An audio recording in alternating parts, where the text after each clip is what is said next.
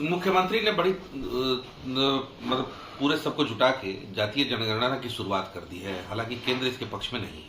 Sir देखिए, एक बात समझिए, जब आप समावेशी विकास की बात करेंगे और इक्वल विकास, आरक्षण क्यों आया था?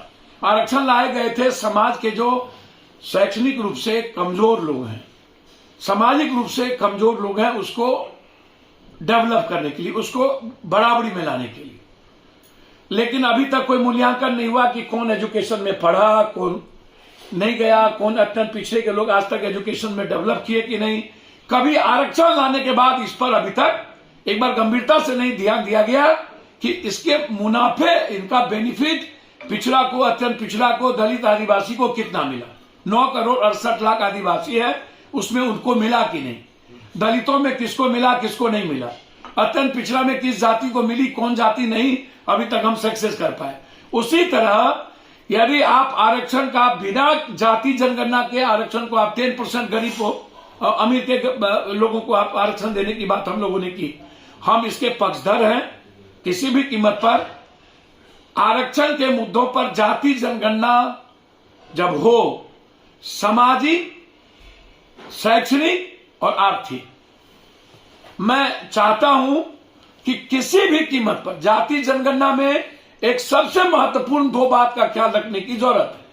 उसमें बगैर बेरोजगारी और गरीबी के जनगणना के आप जाति जनगणना का जो आप एक बड़ा फ्रीडम चाहते हो कि हमें उन वर्गों को आगे लाना है जहां पर आज तक संख्या के आधार पर, मैं तो चाहता हूं जिसकी जितनी जनसंख्या उतनी भागीदारी कर दो, राजनीतिक, सामाजिक, उसमें एसटी एससी को भागीदारी मिलेगी, अत्यंत पिछड़ों को भागीदारी मिलेगी। कोई भी जाति, मेरा आग्रह है, कोई भी जाति, चाहे ऊंची जात हो या जादव हो, यह अब नहीं कह सकता है कि इस भारत में जहां एक संविधान, एक लोकतंत्र, एक गीता, कुरान, बाइबिल है, रामायण है, उसमें समाज के हर वर्गों को उसके जनसंख्या के आधार पर बढ़ने का मौका नहीं मिले। इसके लिए नीतीश कुमार जी को फोकस करना पड़ेगा। अभी जो जाति जनगणना हो रही है उससे मैं थोड़ा सा, मुझे तकलीफ हो रही है कि लोग पक्के के मकान के पास जाकर के जाति पूछ लेते हैं और संख्या पूछ लेते हैं, कौन जाति का है, कितनी जनसंख्या, लिख देता है।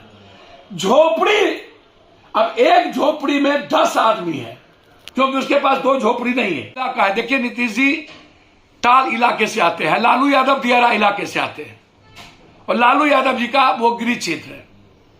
सबसे ज्यादा प्रभावित यदि कोई है बालू के और नदी के किनारे, तो वो कमजोर तबके के जादव भी है, निषाद भी है, मल्लाह भी है, राजपूत भी है, जिसके नाव चलने नहीं दिए जा रहे, जिसके ट्रैक्टर की उगाई बालू की नहीं हो रही है।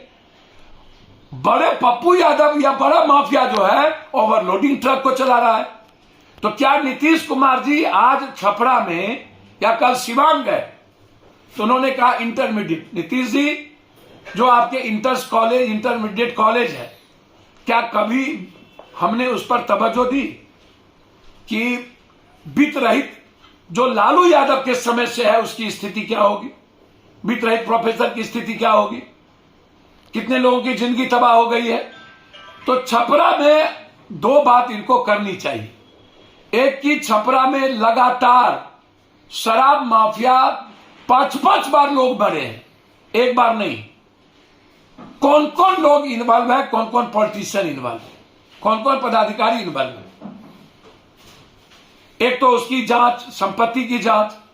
हम बार बार कहते हैं कि शराब में अकाउंटेबिलिटी तय होनी चाहिए। एक दूसरी चीज, बालू के सवाल पर हमारा आग्रह होगा कि हम जो 29 करोड़, 32 करोड़, 28 करोड़ का एक घाट लेते हैं उसको मिनिमाइज कर दें। एक जिला या पूरा बिहार हम 1200, 1400, 2400 करोड़ का हम डाक बड़े लेवल पर दे देते हैं, रेवेन्यू भी कम होता है और पैसा नेता के घर पहुंचता है, माफिया के घर पहुंचता है। मेरा आग्रह होगा कि ब्लॉक स्तर पर बालू का टेंडर 20 लाख से 40 लाख, इंटर से बीए किए हुए जो लड़के हैं जिसका कैरेक्टर सर्टिफिकेट हो, टेंडर को इस अनुपात में किया जाए, रेवेन्यू भी होगी और माफियागिरी भी नहीं चलेगा, और नदी के किनारे जो लोग हैं उसको रोजगार भी मिलेगा। एक तरफ हम रोजगार की बात करते हैं और दूसरी तरफ हम पूरे के पूरे मुकम्मल तौर पर रोजगार खत्म करते हैं। जैसे एक और बात मैं आज कहूंगा, पेपर लीक पर कब हम गंभीर होंगे? क्या एजुकेशन मिनिस्टर रिजाइन करेंगे? क्या आयोग के चेयरमैन पर एफआईआर होगा? क्या एजुकेशन सेक्रेटरी पर एफआईआर होगा? क्या बड़ी मछली को बचाने के लिए सिर्फ छोटी मछली को निकला जाएगा? जैसे शराब के लिए हेमोपैथी डॉक्टर को आपने कह दिया और सब कुछ गायब करने की तैयारी में। मेरा आग्रह है नीतीश कुमार जी से, आज बिहार में बेसिक 3 चीज जो आम लोगों के लिए बेसिक चीज है वो मानना है, तब जाति जनगणना। और मैं चाहूंगा कि इस भारत के सभी जाति के लोग इस जाति जनगणना में भागीदार हो।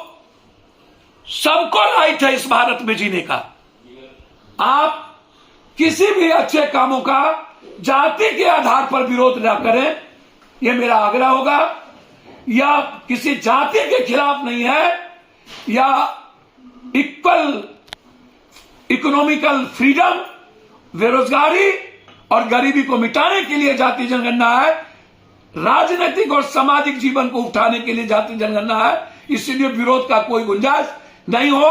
भाजपा अभी तक मौन है, इसमें भाजपा से बड़ा विरोधी मैं समझता हूं कोई नहीं है।